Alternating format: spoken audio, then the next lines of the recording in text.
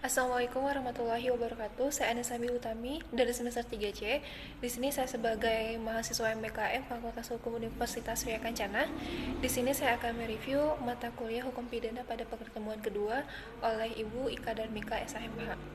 Hukum pidana adalah hukum yang mengatur hubungan antar warga negara dengan warga negara yang mengutamakan kepentingan umum. Contohnya terdapat pada pasal 344 KUHP, barang siapa yang merampas nyawa orang lain atas permintaan orang itu sendiri yang jelas dinyatakan dengan kesungguhan hati, diancam dengan pidana penjara paling lama 12 tahun.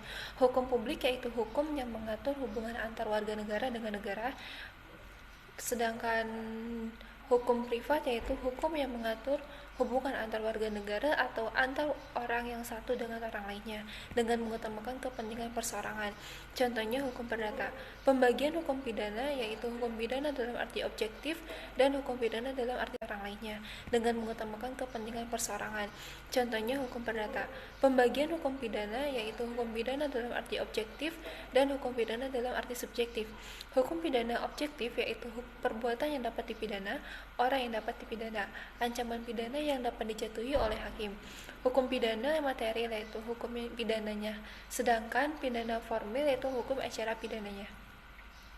Hukum pidana materi yaitu hukum pidana umum, sumber utamanya adalah KUHP, yaitu hukum pidana yang berlaku bagi setiap orang.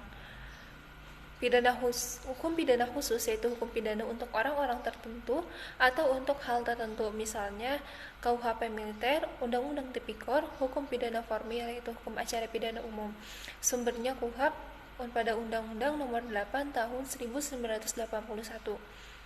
Terima kasih. Wassalamualaikum warahmatullahi wabarakatuh.